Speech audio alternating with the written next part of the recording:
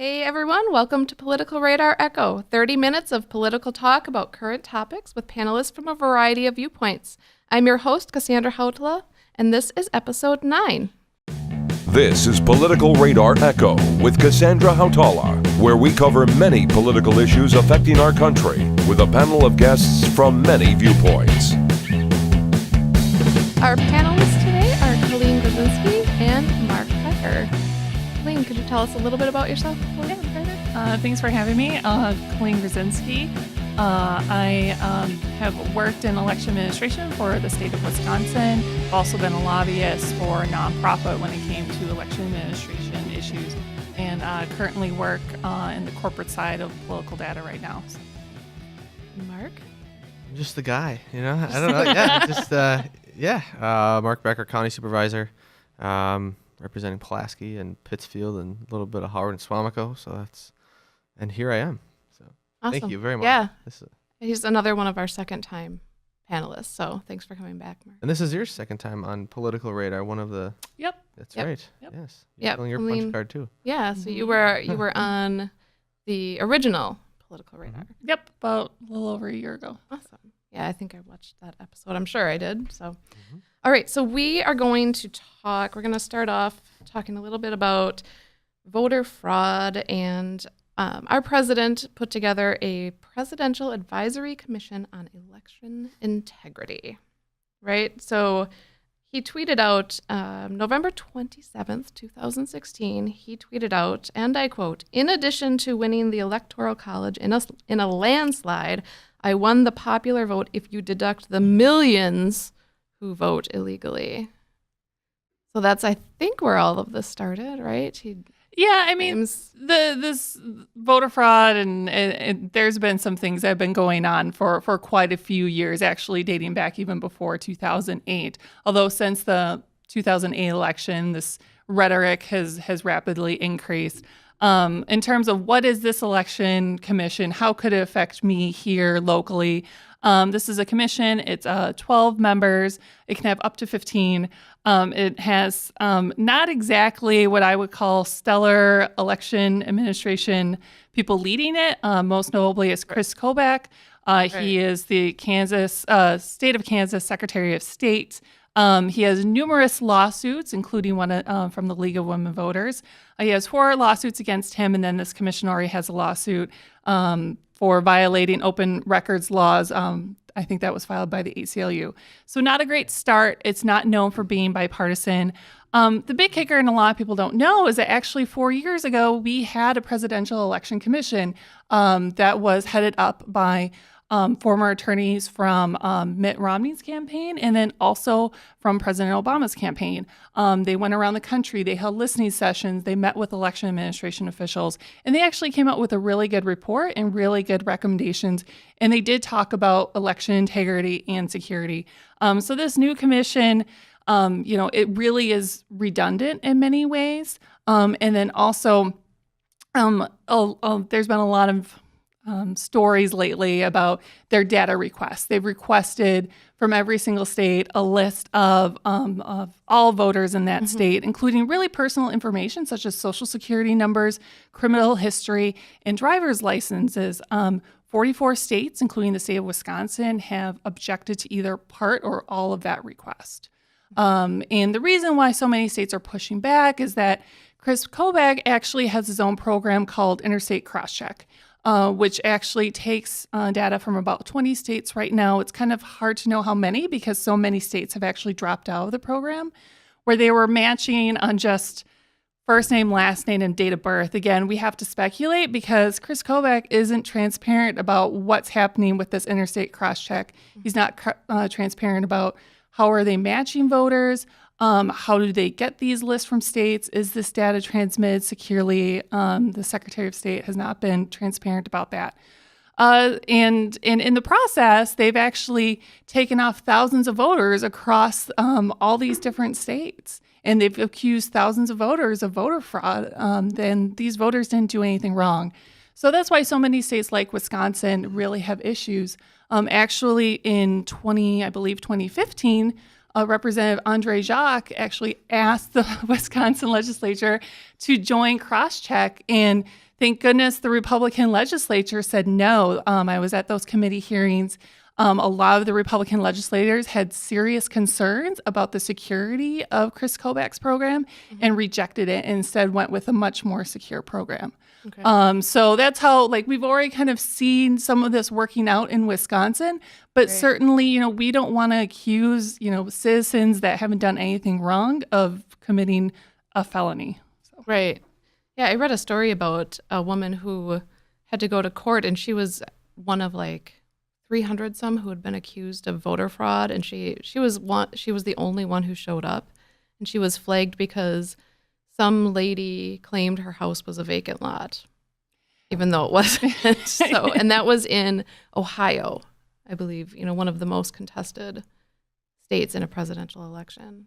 Yeah, and there have been a lot of false accusations, like there's all these dead people on the rolls. Well, actually federal law mandates that every state has to, and we do this every day in the state of Wisconsin, we check to see if there's dead people still on the rolls via the Social Security Administration. We double check addresses versus the Department of Transportation. We also work with the Department of Corrections to double check that there are no felons on the voter registration list. So that happens daily. Your voter registration is daily checked to make sure that you haven't moved, that you haven't committed a felony, or that you've died. Wow, I didn't know that. I didn't know it was done daily. Yep. So I'm not really understanding the need for this commission. So yeah, most people don't. Yeah. So. I mean, my favorite is, I don't know if either of you heard this, the Mississippi Secretary of State told the commission to go jump in the Gulf when they requested. They requested. And Kobach's own state actually isn't complying with it. So, I mean, that's interesting because they're saying it's just too much sensitive information. They also seem to be railing against the National Voter Registration Act of 1993, which is the Motor Voter Act, which was, I remember this, people going out and they would have buses and stuff to help people register to vote. And they're railing against that too and want to see that repealed. Yeah, actually, Chris Kobach, so he's challenging NVRA, the National Voter Registration Act right now. There's some lawsuits in court. And actually, some of the courts have already decided that basically what Chris Kobach is trying to do is actually require that people show that they are a U.S. citizen. Right now, when you register to vote, you check a box and you affirm. And then also there's databases that, like DOT, Social Security, that you check against. Chris Kobach has said, no, you need to actually show you are a citizen. And for many people, how would I mean, I was born here, or people that don't have birth certificates. There's still quite a few people that don't have birth certificates. Yep. So what are these people supposed to do? Yeah, I remember it wasn't that long ago. I had to ask my mom for my birth certificate. I think it was when we got married. I was like, I think I need my birth certificate. So not, it's something at 30 years old, I didn't have my birth certificate. Right. If I had needed that when I was 18 and registering to vote, that might have been a roadblock for me, and probably for a lot of 18-year-olds or people even into their 20s who don't have that. Or according to our president, Barack Obama would have a tough time. Right. Right. Mark, and we're asking people for information that even when you run for office, I mean, you filled out a form. Yep. You didn't have to show a driver's license. Yep. You didn't have to show a birth certificate. Why are we putting voters through all of this? I mean, to run for office, you weren't checked against Department of Transportation or Social Security to make sure you're still alive. Right.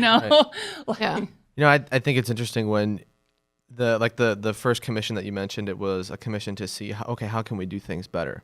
That's fine. But now what we're creating was a commission strictly for voter fraud. Okay, so you understand numbers. There's a lot of things that you can make those numbers say. So what this is like the voter Gestapo, just out to find one specific thing. If there's other ways that they can improve, who cares? We're out for voter fraud. That's and if you talk to the people that I speak with in the Republican circles, voter fraud is not a huge issue, right? It's nowhere near the extent that Trump said. I mean, why would we even believe any tweet that comes off of that account anyway? But no, I mean, it's not as big of an issue as people think. It's really not an issue at all. What did he claim? 3 million? That's crazy. Yeah. Right. That's crazy. It just has to be an ego thing. I'm guessing. Mental, stability thing. Can I say mental defect about the president on the air? Sure. Okay. Yeah. Well, and I just like that these 3 million people cannot be in any state that voted for him. It's all these people in California. Yeah, right. Yeah. That explains it. Yes, right. Yeah. It's maybe Chicago. He'll probably throw a couple people from Chicago in there. New York. Yeah. No, it's ridiculous. I mean, the stuff that he says on a daily basis is just crazier and crazier and crazier. Well, and we should be concerned because your voter registration is a record that can be publicly requested and publicly viewed. So you should be able to chime in and say, like, hey, I don't want my information viewed. And actually, some states you can actually redact your information. Right now in Wisconsin, you can only do that if you have basically like a court protection or some type of police order. Basically, it's for people that are in, dangerous, violent situations. Yep. But certainly, I mean, it's your information. You should be able to have more control on what it's being used for. Right. So I think a lot of this is distracting from the real issue. And I don't think, I didn't know about this. Colleen got me up to speed about the infrastructure of our voting systems. And that's really the scary part. Right here in Brown County, Mark was part of the board that had to deal, what did you say, $100,000 had to be voted to pay. Our voting machines are failing, from my understanding. That's the simplistic explanation, but they're not meant to last for more than 10 years, really. The best thing I saw, that article you sent me said, you wouldn't expect a laptop to last for 10 years, right? So why are we expecting these electronic voting machines to last that long? Yeah, so after the 2000 election, the federal government came in and gave standards and said that only certain types of voting equipment can be used, and they also have to be screened by, here in Wisconsin, they definitely have to be screened by the Wisconsin Election Commission. No more hanging chads. Yeah, no more hanging chads. Yes. Which is a good thing. And when they first implemented this law, they gave states literally billions of dollars to, create databases to buy voting equipment. So that's actually how most voting equipment was bought in Wisconsin. It was bought in the mid-2000s. But now here we are in 2017, this voting equipment is aging. And for many, especially smaller counties, Brown County's lucky, we're still pretty large. But when you go to like Oconto, Marinette counties, they don't really have the budget. I mean, they're just struggling to pay for roads. So they don't have the money to pay for new voting equipment. And even right now, there's a problem with voting equipment where it's essentially only 3 companies that make this voting equipment. There's a monopoly. And actually, when Brown County bought voting equipment initially, new voting equipment in 2013, they were buying the newest voting equipment, which would modem in your results. Which who modems? I mean, most people don't, especially if you live in like city of Green Bay. Okay. So we bought this voting equipment in 2013, and actually when the GAB, it was at the time the GAB, the state elections agency actually did their testing, they actually only gave it conditional approval. It was the first time that they had ever given just conditional approval on voting equipment because it was failing in tests. So we bought this equipment. We weren't the only county. Dane County also bought this equipment. But then in 2016, right during the spring elections, this voting equipment unexpectedly failed, and we had to spend $100,000 on new voting equipment. So some county supervisors did raise questions about, should we be buying this voting equipment again after it just failed? Right. But the county, we were in a pinch because of Presidential election coming up. I mean, yeah, it was just really bad timing. So we bought this voting equipment again, but we haven't revisited the subject of how is this voting equipment performing. Right. How did that go on the county board level? I mean, there really wasn't a lot you could do. It was kind of an emergency. And it wasn't a fault of Sandy Juneau's or anybody else, but there's nothing we could do. I mean, we had a presidential election coming up, a presidential primary. I mean, it was a very, very busy year for elections. So, we needed to be prepared, and we were, damned if you do, damned if you don't. Was there talk about switching systems, or do you think that'll come up on our local board? That was one of the first votes that we took. Okay. At the county board that I took. Okay. So it was really just, we have to do this. I mean, it's not, it hasn't come up since. Maybe it should, but yeah. I mean, we had to do it. Yeah, and unfortunately, Sandy Juneau and other clerks don't get a lot of options in terms of what type of voting equipment they can use, because there's only essentially these few companies that offer it. And actually, the federal government used to pay for testing. They used to pay for voting equipment. Now, with all of these budget cuts, all of this is being cut, and then, the local government is left to pick up the tab. Okay, so now you're stuck trying to fit this into our county budget, which is a pretty big budget, but I mean, I can't imagine. Brown County does pretty well as financially, but like you were saying, go to some of the smaller counties, Calumet. Well, and Troy does a great job running a really lean budget. So, a budget of 200, I think it was $83 million. $100,000, in the big picture is not a lot, but when you didn't budget for it, and it's like, oh my God, now we have to, well, where do you come up with that? So, right. And plus, I mean, this was the year that we had the stupid Jill Stein recount that the county clerk had to, work around, and all these different. It's like, oh my God, so. That was a time where, I mean, where do you find this money? So it's. But that's just our local county. What did it say? Like 43 states are using voting machines that are 10 plus years old. Brown County does pretty well, but what about across the country? I mean, there's counties that they don't have $100,000 to put into voting machines. So that's a scary thought. We're being a big county like that. Our $100,000 is not going to be $100,000 in O'Connell County. They don't have anywhere near the polling places that we have, and so whereas we need in I know where I vote, there's one. So there's different voting machines at every polling place, but there's not that many in rural counties. Right. So, because it's separated by municipalities and everything like that. So $100,000 to Brown County might be $50,000 or $30,000 to O'Connell. Yes, it's still a lot of money, but I mean, it's not like everyone's going to be spread out $100,000 and like, oh my God, where does that come from? But right. But yeah, I mean, the theme is, yes, it's a lot of money, and yeah, it sucks all the way around. Right. So where do we go from here? Colleen, what do we do? Well, there's a couple good things. One, we live in the state of Wisconsin. We actually have ways to go and lobby our elections agency. Most states actually don't have public boards. They don't have public meetings. On September 26th, the Wisconsin Election Commission is having a meeting that is being devoted entirely to election integrity. You can go and you can actually in person testify. You get 2 minutes and you can talk about this if you want. Also, you can go to the county board meetings and you can say, how is this voting equipment doing? When do we think we're going to buy other voting equipment? Also, we have public tests here. This is another great thing in Wisconsin. We require public tests. So go to the public tests. Sandy Juneau is required by law to have them between 2 and 10 days before an election.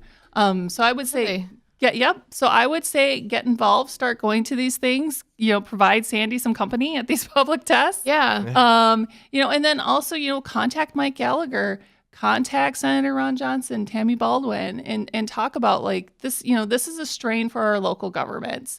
When we're trying to pave roads and then we have to, buy new voting equipment, this is a big strain, and it's something the federal government used to pick up. Any idea on where any of our representation here in Wisconsin at the federal level stands on this issue? Are they I haven't really heard anything from them about how they feel about the Commission on Voter Fraud or.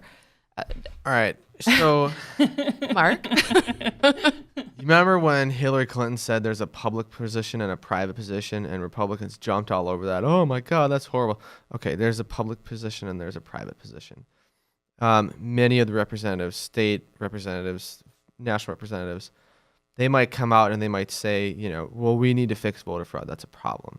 Then you have a conversation with them. Sorry, guys, if I'm, peeing in your cornflakes or whatever, but you talk to them privately, they understand it's not a problem. They're not stupid. They know this. Never mind. I was gonna say something. No, I'm not gonna know. But they understand that it's not an issue. Most of them. And so I mean, it's yeah, whatever. I mean, so they'll come out and say, oh, we agree with Donald Trump and this commission, and then you talk to them. No, this is not a big deal. It's politics. Right. And this commission is costing us money as taxpayers. Yes. Money that could maybe go to buying new machines, right? Yeah. Maybe. Yep. And also, too, when it comes to, election integrity in these voting lists, the state of Wisconsin shares their list with 20 other different states. It's called ERIC. It's the Electronic Registration Information Center. It's run by the Pew Center for the States.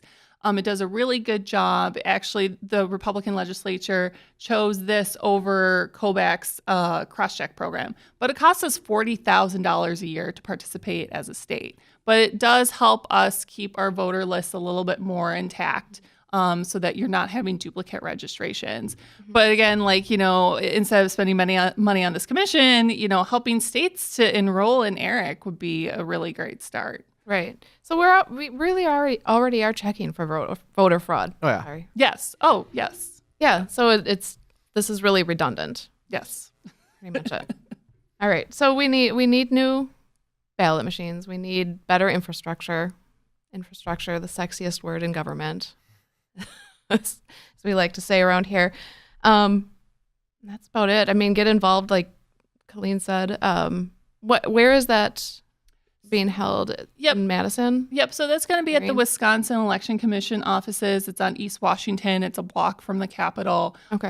Usually they start at 9 a.m., but yeah, it's Tuesday, September 26th. Well, might be a fun homeschool field trip for us. Yeah. Yeah. So, all right, let's move on. There's so much happening in the federal government and nationally. My head spins every time I open up the news or look on Facebook. So last week, the Senate's skinny repeal, as it's called, failed of Obamacare. There were 3 Republican senators that basically brought it down, along with all the Democrats who stood, against it, which I believe they deserve credit as well.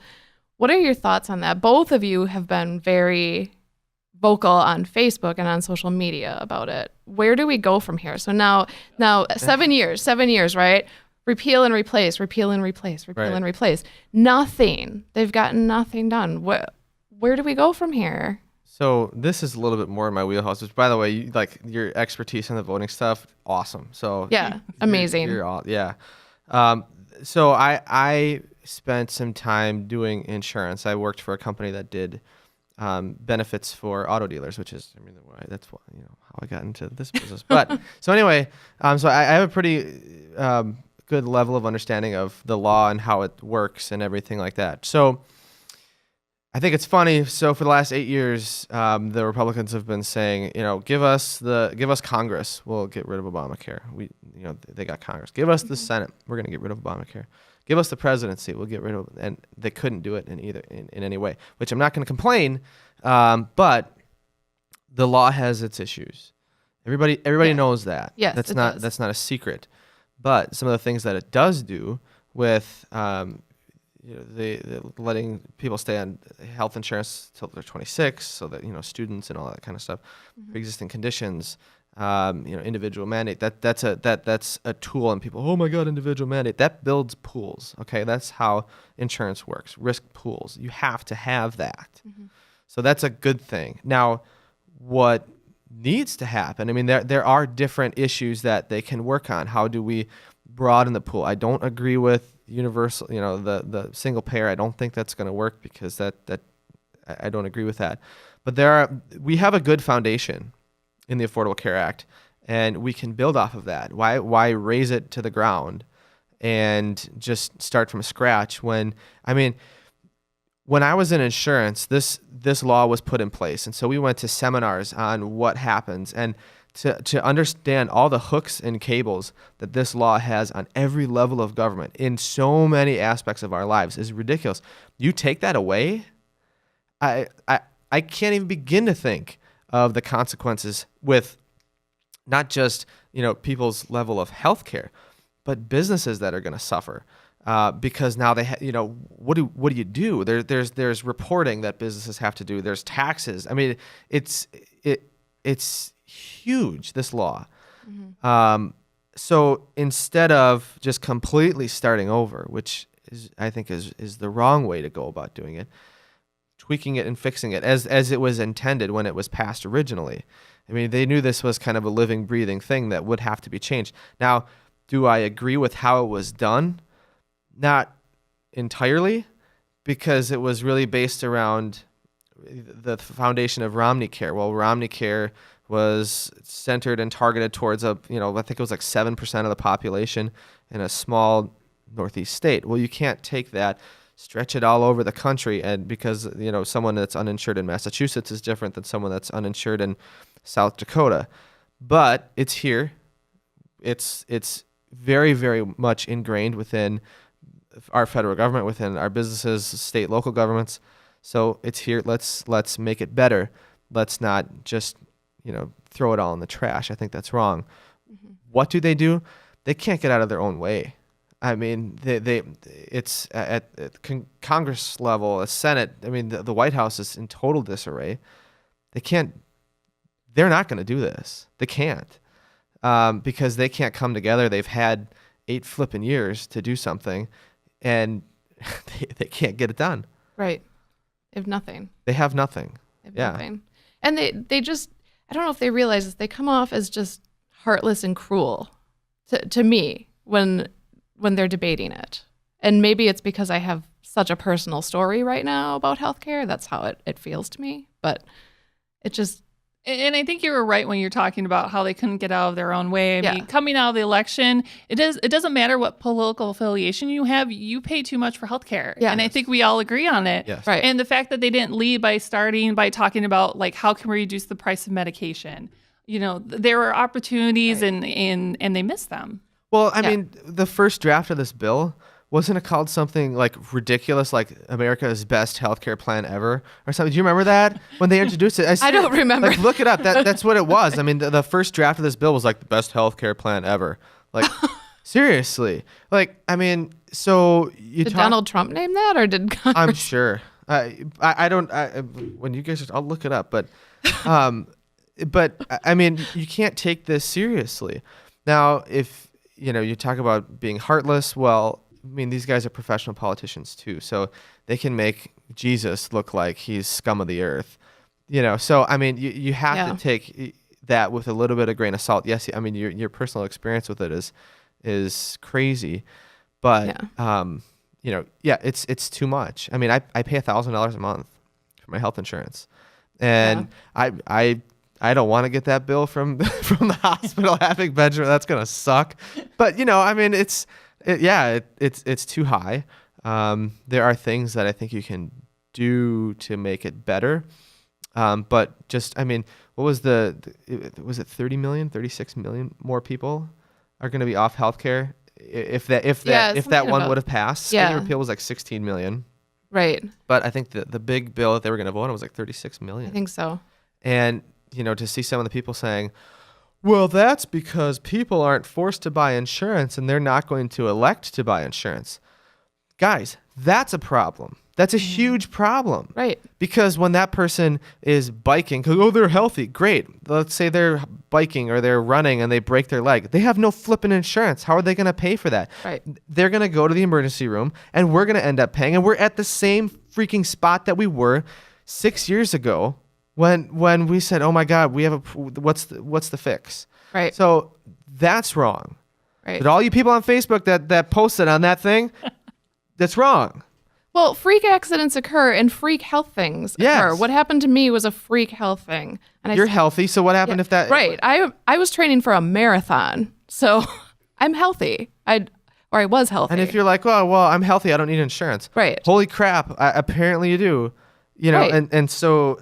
Because we're humans. Right. Totally the wrong way of thinking. Right. So that's so frustrating to see the people that portray themselves as, oh, we're this, we understand this issue better than anyone. No, you don't, because just by saying, well, they don't have to purchase insurance, that's stupid.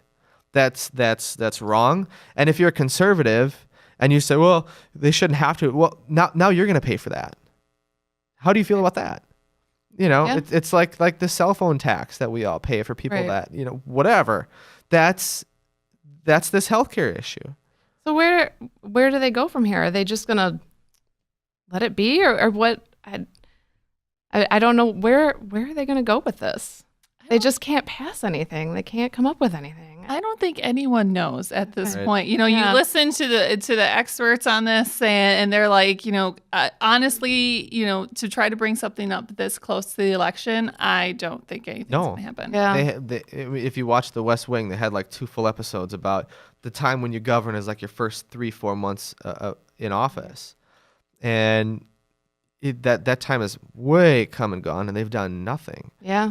And so they're talking about, I saw on, I think it was like CBSN, where they said there's rumblings that they're going to try to do tax reform. I mean, That's what I heard. good was luck. next. But, I mean, the black eye that they have, because they literally couldn't do anything with healthcare. I mean, they're so crippled right now. Yeah, and they're 7 flailing. years. It's horrible. 7 years. 7 years to get it together, Yeah, and they and just they couldn't do it. nothing. So we'll have to revisit it, see where they go from here, and Which I'm glad they what didn't happens. get anything done, because Yeah. the plans that they had were atrocious. They're horrible. Yeah. Yeah. So we're running out of time, but just quickly touching on one of the crazier news stories of the past couple of weeks. Donald Trump waking up one morning and deciding to tweet that he is banning transgenders in the military. Thoughts? Go ahead.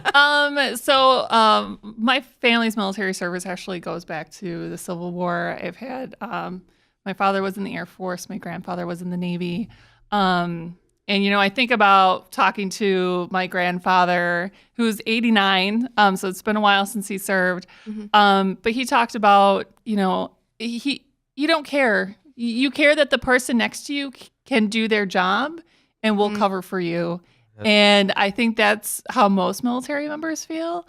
And if you want to serve our country and you're willing to die for our country, go ahead. Honestly, we're so lucky to have you. And so obviously I completely disagree with what the president has done. Can he even do that? Yeah. Yeah. Yeah. Well, I mean, he's the president. I mean, I suppose he's the he's commander. got a lot in of chief. power. I think it's horrible. And, I think we talked about this in our little pre-show huddle that we did. Yeah. But, I mean, it's no secret that I have a lot of issues with some of the GOP's social positions. I wrote that article a year ago, and I was vilified for that because I said, Donald Trump is not going to support this community. And by not supporting that community, he is taking the Republican Party back decades when they could. I mean, they had such a golden opportunity. I think if the Republican Party would embrace a little bit more of a progressive social agenda, holy God, they would be huge.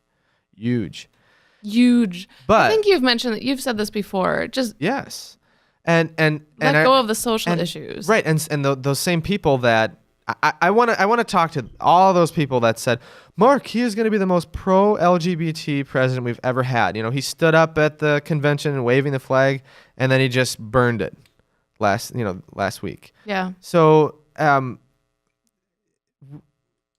if you're in the military, yes, you fight as long as that person next to you has your back, you don't care who they are. Mm-hmm. But, I would say that, what are you fighting for? I mean, these are the values that our country has. And if you're not fighting for that, I don't know, man. I mean, when I was in high school, I wanted to join the military. When I got out of high school, I took the ASVAB. I did everything, and at the last second, I have a peanut allergy, so I couldn't serve. And I've always wanted to serve, but I couldn't. So that's why, and I've never told anybody this, that's why I'm involved in the political arena, because this is my way of serving, because I wasn't able to do that in the military. And so, I mean, I look at what's going on with Trump and that whole issue. It's unconscionable. I mean, it's so against the values that we have in this country that, I mean, there's not a whole lot of words for that. Yeah, I would agree. And like you were saying, the medical test you have to go through to even get into the military, if somebody passes that, regardless of they're gay, straight, transgender, bisexual, it doesn't matter. If they can get through that. Well, and I think that's Great. the most disturbing part of what this tweet has started is, this talk of, individuals that are transgender as other, like there is some deficit that would prevent them from serving in the military, which, clearly, there's been some really great stuff on social media about one of the Navy SEAL that is transgender. Yes. Like, I mean, I would say if you can be a Navy SEAL, I don't think that there's really anything wrong with you. Right. Well, the person was on SEAL Team 6, weren't they? Yeah. Yep. I'm going to go with the SEAL Team 6 person. Well, and some, we talked about that. The post that I put was like 450 some comments, and just to see, like, you talk about what it sparked, it was such a discriminatory, bigoted conversation. It really brought out the worst in people. Mm-hmm. And for those people that said, "Oh my gosh, yes, we're gonna support Donald Trump because he supports the LGBT community," no, he doesn't. He doesn't. Period. Yeah. And looking at all you guys that posted on that, they're wrong. I mean, it's horrible, and it is against what we stand for as a country. Period. Yeah. There's like 80% of millennials. There was I think it was the Log Cabin Republicans put this out, that 80% of millennials agree with equality for LGBT individuals. And that was at the time when the marriage equality debate was going on. So if 80% of the youth in this country, who's the future? I mean, that's the direction that we're going. And Trump wants to set us back 50 years. It's wrong. It's anti-American. And yeah, that's I would horrible. agree. I would agree. Unfortunately, we have to wrap up. I think we went a little bit over, not too bad, but really enjoyed talking with both of you. Really great conversation. So that ends Political Radar Echo, episode 8. Thank you both for coming on. For show notes, go to politicalradarecho.com/9. Oh, sorry, I said it was 8 before. I keep getting confused. It's politicalradarecho.com/9. If you're watching this episode on YouTube, be sure to like, subscribe, and don't forget to hit the bell so that you get notifications. You can also check out more great political content on Political Radar Pulse, and you can join us on our Political Radar Echo community group, which is on Facebook. You can also buy shirts and other merchandise at politicalradar.com/shop. Thanks. Thanks for watching Political Radar Echo. To ensure that you'll never miss an episode, subscribe on YouTube or your favorite podcast app. To check out more episodes of Political Radar Echo, visit politicalradarecho.com or connect with us on Facebook or Twitter.